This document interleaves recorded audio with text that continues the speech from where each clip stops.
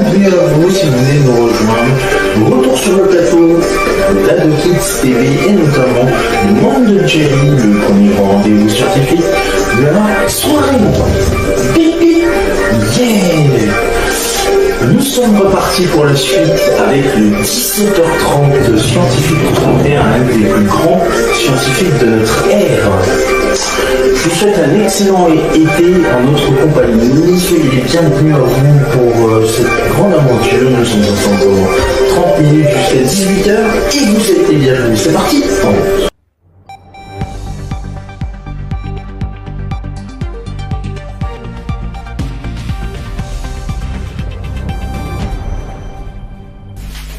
Madame, Monsieur, bonjour, bienvenue sur le plateau du 17h30 scientifique, le premier grand rendez-vous science sur Ado Kids TV à la découverte de l'histoire des plus grands scientifiques de notre Terre. Je vous rappelle que nous suivions dans notre précédente session les aventures de Pythagore. Dans ce 16e numéro, nous allons poursuivre notre aventure avec Pythagore. Je vous rappelle qu'on était intéressé sur la doctrine et notamment la science politique. Selon Jamblique, Pythagore était connu des néoplatoniciens comme le fondateur de la science politique. Une tradition presque unanime qualifie sa vision politique de conservatrice et aristocratique. En effet, il est favorable à ce que le pouvoir soit confié à des gens instruits, puissants et humains qui soient redevables de ce dépôt devant le peuple et qui leur transmettent à leurs enfants. La politique, comme la musique, doit conduire à l'harmonie et pour exposer ses idées sur la justice, il utilise des parallèles mathématiques.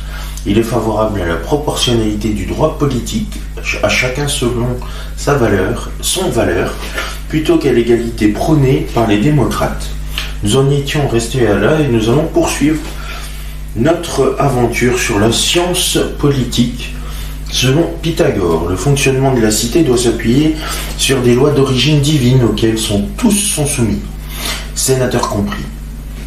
Les bons citoyens doivent non seulement les respecter, mais les protéger s'il le faut par la dénonciation et la répression. Pour lui, la loi assimilée conduit à la liberté. La justice doit s'appliquer de manière égalitaire selon le principe de réciprocité. Loi du talion. Ce point est d'ailleurs désapprouvé par Aristote. C'est la réciprocité qui constitue purement et simplement la justice. Telle était la doctrine des pythagoriciens qui définissaient le juste simplement comme la réciprocité. Mais la réciprocité ne coïncide ni avec la justice distributive, ni même avec la justice corrective. S'il est désormais acquis que les pythagoriciens organisés en hétaries ont bien joué un rôle politique déjà du temps de Pythagore, le rôle de celui-ci est sujet à débat.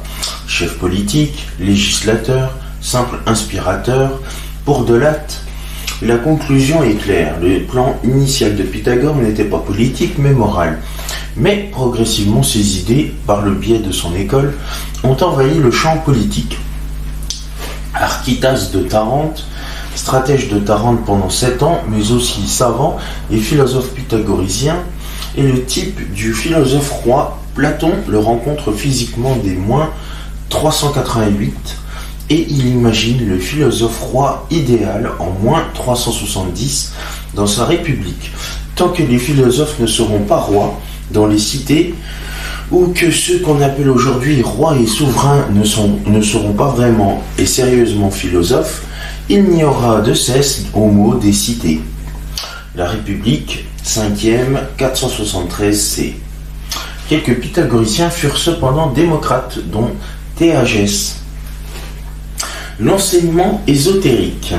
Pythagore dispense des principes exotériques, connus de tous par exemple. Il est interdit de prier pour soi-même, entre amis tout est commun, mais d'autres enseignements sont ésotériques, c'est-à-dire réservés aux initiés et d'expression symbolique, et ils portent sur les secrets de la nature et des dieux. Ces enseignements secrets sont appelés mémoires. Hypomnémata, car il faut s'en souvenir sans les écrire. Ce sont d'une part les acousmates, des dits, prononcés en grec dorien, la langue des pythagoriciens, des préceptes oraux. Ce sont d'autre part les symboles, des formules codées, des sommaires, Kephalaïa, car tout ne peut pas être dit à tout le monde. Il y avait chez eux, les pythagoriciens, la règle absolue du silence. Jean-Luc classe les acousmates en 3 types, selon qu'ils révèlent l'essence, l'absolu et ou le devoir. Donc l'essence, qu'est-ce? L'absolu, qu'est-ce qui est le plus? Ou le devoir, que faut-il faire ou pas? Exemple, qu'est-ce que les îles des bienheureux? Le soleil et la lune. Qu'est-ce que l'oracle de Delphes? La tétractis. Qu'est-ce qui est le plus juste? Offrir un sacrifice de soi, autrement dit, savoir renoncer à quelque chose pour avancer. Qu'y a-t-il de plus savant? Le nombre. Ne pas aider à décharger un fardeau. Il ne faut pas encourager le manque d'effort. Suis Dieu, c'est la devise du pythagorisme. En plus des acousmates, préceptes abstraits, il existe une autre catégorie de préceptes, les symboles, qui sont des préceptes pratiques imagés. Les profanes y voient des superstitions ou des bêtises, mais les initiés savent y déchiffrer une idée ou un acte. Ne pas passer par-dessus une balance, autrement dit pratiquer tous les actes justes ou ne pas chercher plus que sa part, et non éviter de façon superstitieuse de passer au-dessus d'une balance. Ne pas manger le cœur, évite la chair crue ou ne pas se ronger de chagrin. En plus, il y a les symboles secrets ou signes de reconnaissance qui permettaient aux pythagoriciens initiés de se reconnaître entre eux. Les plus célèbres symboles secrets sont le fameux pentagramme à 5 branches et 5 côtés et la tétractis. Le divin Pythagore ne mettait jamais en tête de ses lettres ni joie ni prospérité. Il commençait toujours par hygiéner. Voilà pourquoi le triple triangle enlacé, forme de 5 lignes, le pentagramme, qui servait de symbole à tous ceux de cette secte, était nommé par eux le signe de la santé. Parlons un peu de l'histoire du pythagorisme. Les successeurs Diadoque de Pythagore à la tête de la communauté pythagoricienne furent Aristée de Crotone en -494, son fils Mnésarque ou son fils Théagès, Boulagoras en -380, Gartidas de Crotone, Arrhésas de Lucanie, Diodore d'Aspendos en -380. Le courant pythagoricien se divise en diverses écoles. École paléo-pythagoricienne, pythagorisme ancien, période de ceux qui ont connu Pythagore, Théano, épouse de Pythagore, Alcméon de Crotone, actif vers -500, Épicarme, actif vers -480, Hippas de Métaponte, actif vers -460. Les pythagoriciens semblent avoir contrôlé politiquement un territoire allant de Métapone à Locre jusqu'en -450. Deuxième école, l'école médio-pythagoricienne de Grèce, pythagorisme moyen et récent, où nous avons Hippon, actif vers -480, Damon d'Athènes, actif vers -460, Ion de Chios, actif vers -450, Polyclète, actif vers -420, Philolaos de Crotone, actif vers -400, Archytas de Tarente, actif entre 400 et 350 avant Jésus-Christ, Théétète d'Athènes, actif vers -395 ou -369, Timée de Locre, contemporain de Platon, Eudoxe de Cnide, actif vers -370, également ami de Platon, Icétas, actif vers -360, Ekphontos, Philolaos de Crotone et Archytas de Tarente sont les plus importants. Le pythagorisme, au sens strict, né avec Pythagore en -530, réapparu avec Archytas de Tarente en -390, disparaît en -350. Ensuite, nous avons l'ancienne académie de Platon, pythagorisante. Déjà, Platon était très pythagorisant dans son Timée 53-56, avantage dans son enseignement oral où il disait les nombres antérieurs aux idées et dans les lois où les nombres jouent un rôle important. Puis viennent Héraclite du Pont, remplaçant de Platon à l'Académie en moins 360. Speusippe, scolarque de l'Académie de Platon en moins 348, et Xénocrate, scolarque en moins 339. Déjà la distinction pythagorisme-platonisme se brouille. Speusippe remplace les idées de Platon par les nombres mathématiques, déduits de deux principes. L'un est le multiple. Xénocrate assimile les idées de Platon au nombre et il tient l'âme pour un nombre qui se meut de lui-même. Entre les nombres, les choses sensibles, connues par les sens, un pythagoricien ne met pas en deux coupures, alors qu'un platonicien le fait. Il sépare nombre et choses. Et enfin, l'école médio-pythagoricienne de Rome, où nous avons Appius Claudius Caesius, des moins 312, Scipion l'Africain vers moins 210, Caton l'Ancien moins 209, Ennius moins 180. Et la plupart des philosophes académiques stoïciens péripatéticiens pythagorisèrent de quelque façon à Rome. Quelques œuvres, on l'a dit, Pythagore n'a rien écrit. Durant l'Antiquité, son biographe Porphyre de Tyr est formel sur ce sujet, car de Pythagore lui-même, il n'y avait aucun écrit. Cependant, parmi les auteurs antiques, tout le monde ne partage cet avis, notamment Héraclite, qui attribue à Pythagore les trois traités suivants de l'éducation, de la politique et de la nature. Selon Alexandre Polyhistor, 1er siècle avant Jésus-Christ, Pythagore aurait laissé uniquement un ouvrage intitulé Mémoires pythagoriques. Ces attributions sont fort incertaines et dès l'Antiquité, on pensait que ces livres avaient été écrits par des disciples de Pythagore, et puis on peut aussi considérer qu'en raison de la coutume persistance de l'ésotérisme chez Pythagore, il n'y aurait jamais engagé le moindre écrit de ses pensées.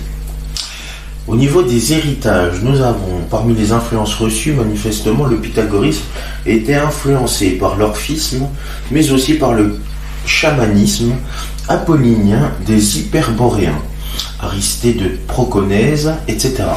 Certainement par la pensée égyptienne, peut-être par les mathématiques et l'astronomie de Babylone.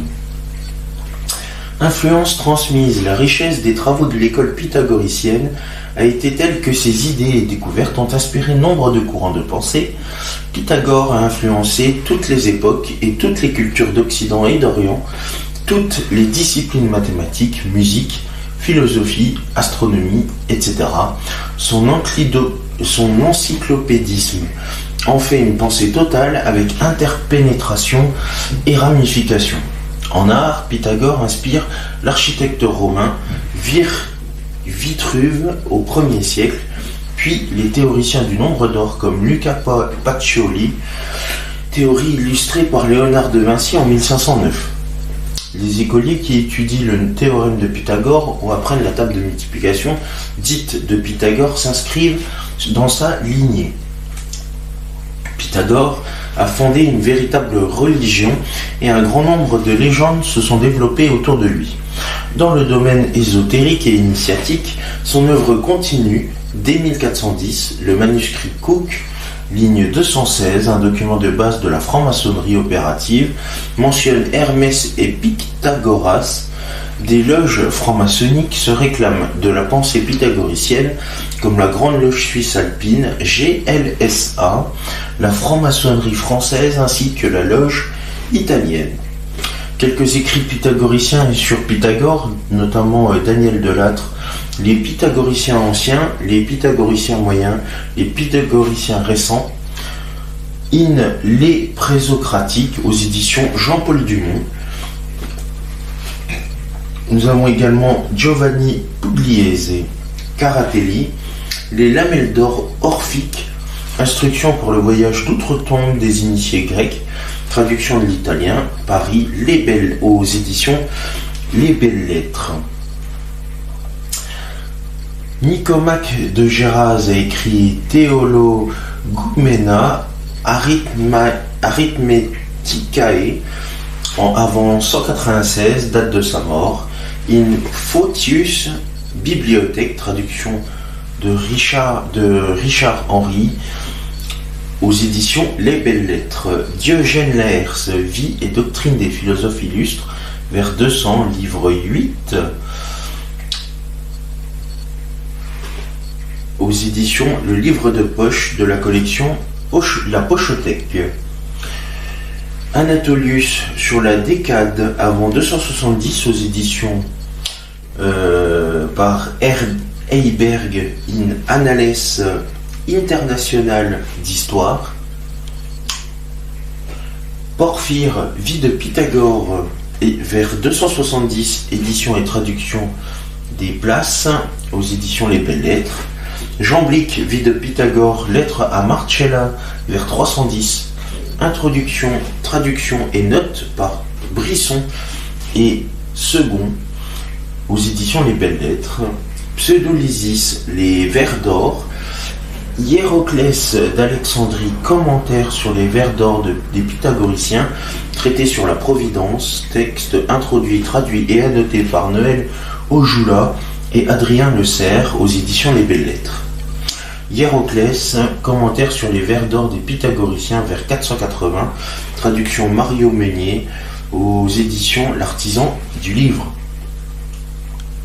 Et The Complete Pythagoras, traduction Kenneth Sylvan Guthrie, volume 1, The Life of Pythagoras, 1920, volume 2, The Pythagorean Sourcebook and Library, Grand Rapids, Michigan, Fan Press.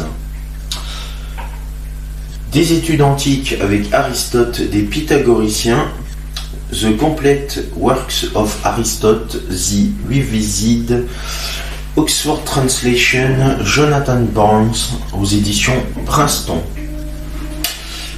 Speusippe, les nombres sur les nombres pythagoriciens vers 350 avant Jésus-Christ, traduction Paul Tannery. Paul Tannery pour l'histoire de la science hellène et de Thalès à Empédocle aux éditions en réédition avec présentation de Denis Savoie, édition revue et amendée par Alexandre Marcinkowski aux éditions Les Belles Lettres. Et Théon Smyrne de Smyrne, exposition des connaissances mathématiques utiles pour la lecture de Platon vers 130, traduction J. Depuis aux éditions Hachette. Il a fait également de nombreuses études, je vous en donne quelques-uns. Konstantinos Makris, avec Katarzyna Prochenko, Pythagore dans la traduction gnomologique, et Richard Goulet, Pythagore dans la tradition syriaque et arabe, Pythagore de Samos, dans Richard Goulet, Dictionnaire des philosophes antiques, volume 7, au CRNS. Constantinos Makris, Pythagore de Samos, complément dans Richard Goulet, Dictionnaire des philosophes antiques, volume 7, au CNRS édition. Claude Alzina, La secte des nombres, le théorème de Pythagore, Javier Arbones et Pablo Milrud, L'harmonie et numérique, musique et mathématiques, Pierre Boyancé, Les muses et l'harmonie des sphères, une mélange dédié à la mémoire de Félix Gras, Luc Brisson, Les pythagoriciens dans Luc Brisson, Arnaud Massé, Anne-Laure Terme, Lire les présocratiques aux éditions PUF, Walter Burkert, Law and Science in Ancient Pythagoreanism, Greek Religion, Harvard Université Press, Maurice Caving, le nombre, la figure et le nombre, recherche sur les premières mathématiques des Grecs, Christopher Celenza, Pythagoras and Pythagoreanism, Anselme Édouard Chénier, Pythagore et la philosophie pythagoricienne, en 2 volumes, Frédéric Copleston, History of Philosophy, Volume 1, Greece and Rome, Armand Delatte, études sur la littérature pythagoricienne, essai sur la politique pythagoricienne, la vie de Pythagore, de Diogène Laërce, Carlos Dors, historien de la matematica, desde Mesopotamia al Renaixement, Marie Durnerin, pour que règne l'harmonie, l'influence politique du pythagorisme au 4e siècle à Tarente et en Grande Grèce à travers la figure d'Archytas de Tarente. Voilà quelques exemples. Et c'est la fin de cette émission. Merci à vous de nous avoir suivis et de votre fidélité. Prochain rendez-vous demain. Nous parlerons du théorème de Pythagore cette fois-ci. Je vous embrasse. Rendez-vous à notre 17e numéro demain. Et dans un instant, nous allons retrouver le 18h chimique qui va vous proposer une toute nouvelle expérience. Si je ne me trompe pas, nous allons réaliser dans ce 16e numéro du sable magique. En attendant de se retrouver demain, même lieu, même heure, pour de nouvelles aventures, je vous souhaite une excellente soirée sur A2Kids.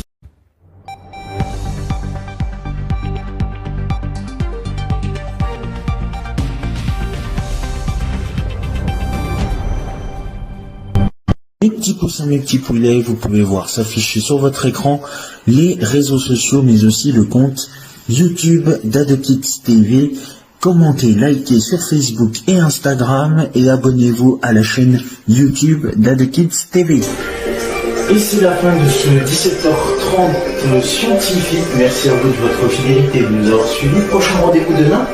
Et tout de suite, voici l'arrivée de votre blouse et de vos lunettes de protection puisque c'est votre rendez-vous chic. Je vous souhaite une excellente fin d'après-midi sur notre antenne.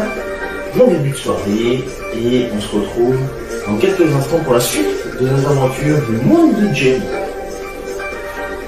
Merci, salut.